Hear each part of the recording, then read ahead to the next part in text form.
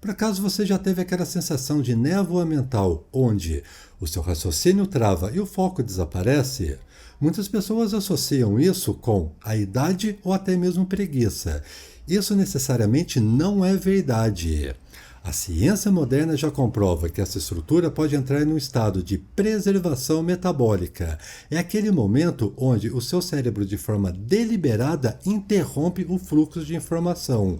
Isso está protegendo o seu cérebro de um mal maior.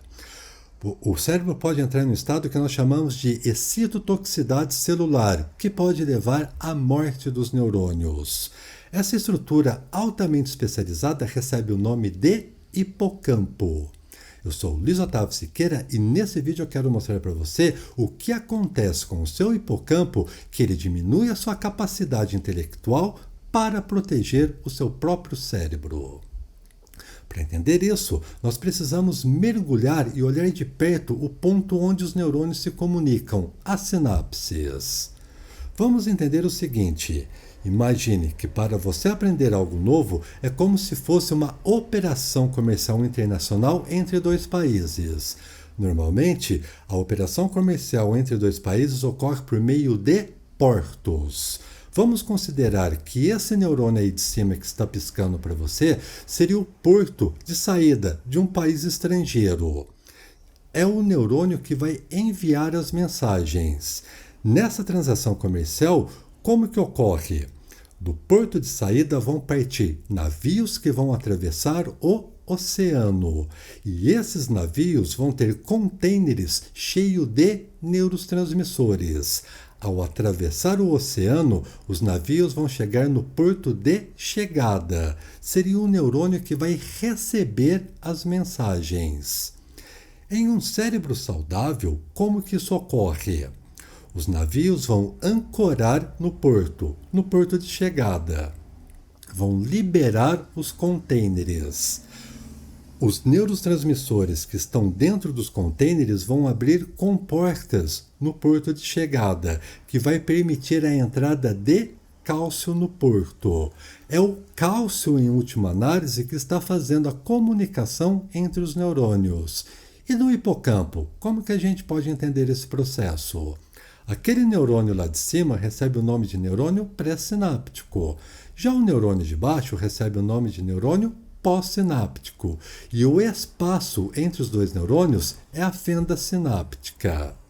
No hipocampo, o principal neurotransmissor excitatório é o glutamato. É ele que vai fazer a comunicação entre os neurônios. Embora essencial, tem um problema aqui.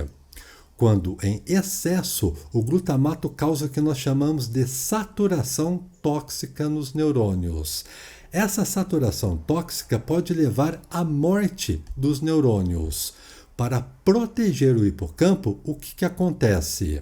Uma diminuição da sensibilidade ao glutamato no neurônio pós-sináptico. É aí que você vai ter as consequências. Embora o seu hipocampo esteja protegendo os neurônios da morte, você tem efeitos colaterais, que seriam a perda da memória, a dificuldade de concentração e a diminuição do foco. Mas você pode se perguntar, uma noite de sono resolve esse problema? E a resposta é não. Vamos entender por que o hipocampo não volta ao normal após uma noite de sono. O que está acontecendo é que a sua homeostase biológica foi sequestrada. Em outras palavras, o equilíbrio dinâmico do seu corpo não está funcionando mais. E por que isso acontece? É muito comum nos dias atuais a gente estar em um estado de alerta crônico. Esse estado de alerta crônico leva ao aumento do estresse. O estresse vai aumentar a liberação do cortisol, que vai atuar como um bloqueador logístico que vai inibir transportadores de glutamato na fenda sináptica. A função desses transportadores seria remover o excesso do glutamato, mas olha só, agora eles estão inibidos. Qual que é a consequência disso? Na fenda sináptica vai ter uma grande concentração de glutamato. Se esse glutamato ficar ativo por muito tempo, ele vai excitar o neurônio pós-sináptico. É aí que o seu hipocampo vai entrar no modo de defesa. Ele vai diminuir a sensibilidade dos receptores para manter o protocolo de emergência ativado. É quando o seu hipocampo para de funcionar e você vai ter perda da memória. O que nós precisamos ver agora é como nós vamos destravar essa capacidade cognitiva. Já vimos que dormir e descansar não funciona. O que funciona então? Nós precisamos restaurar o equilíbrio das sinapses. E isso é feito da seguinte maneira. Acabamos de ver que numa sinapse saudável, nós temos uma comporta que vai controlar a entrada de cálcio no neurônio pós-sináptico. E na neurofisiologia, quem é essa comporta? É uma proteína. E essa proteína recebe o nome de receptores NMDA. É o cais que vai permitir a ligação do glutamato no neurônio pós-sináptico. Vamos aumentar esse neurônio pós-sináptico e ver quem é esse receptor NMDA. O receptor NMDA tem uma característica extremamente importante. Perceba que nesse receptor tem um íon, o íon magnésio.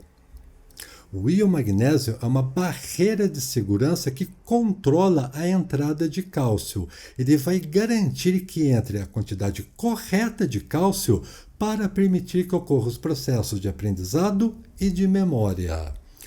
Na fisiologia, o que acontece? O glutamato que nós já vimos vai alterar o formato do receptor NMDA quando o glutamato liga nesse receptor e essa alteração conformacional vai atuar exatamente no íon magnésio. Quando ocorre a ligação do glutamato no receptor NMDA, ocorre a expulsão do íon magnésio do seu sítio. A expulsão do íon magnésio abre um canal. É esse canal que vai permitir o influxo de cálcio no interior do neurônio pós-sináptico. Em condições fisiológicas, é isso que garante a sua capacidade de memorização e de aprendizado. Mas o que nós estamos vendo? Se o glutamato excitar constantemente o receptor NMDA, aqui nós vamos ter um problema. Quando o influxo de cálcio é constante, ocorrerá a exaustão do funcionamento do neurônio. E para proteger o neurônio, o seu raciocínio vai travar. Isso porque o neurônio pós-sináptico simplesmente para de funcionar para evitar que ele morra. Agora nós temos que ver como que nós vamos restaurar a trava de segurança do nosso neurônio. Aqui nós temos dois mecanismos. Um mecanismo seria interromper a inundação, ou seja, interromper o influxo constante de cálcio. Como que nós fazemos isso? Por meio do magnésio eritrionato. Não é um magnésio comum, é um magnésio que tem a capacidade de atravessar uma barreira protetora do nosso cérebro, chamada de barreira hematoencefálica. Esse magnésio consegue atravessar a barreira hematoencefálica e se ligar na região específica do receptor NMDA. Isso vai garantir que o influxo de cálcio seja interrompido, restaurando o funcionamento do neurônio.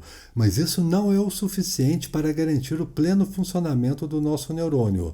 Nós temos que ativar o protocolo de limpeza.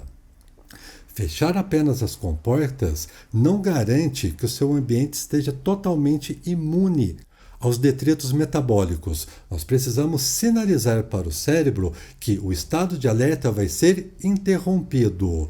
Nesse momento, nós vamos ativar o nervo vago, que nesse contexto vai trabalhar como se fosse um freio biológico. Quando nós abaixamos o estresse, reduzimos os estímulos, isso vai fazer com que o nervo vago estimule uma via, chamada de via anti-inflamatória colinérgica. A função dessa via seria estimular células especializadas do cérebro chamada de microglias ou micróglias, tanto faz. Essas células vão atuar como verdadeiras faxineiras do cérebro. São essas células que vão remover o excesso de glutamato na fenda sináptica.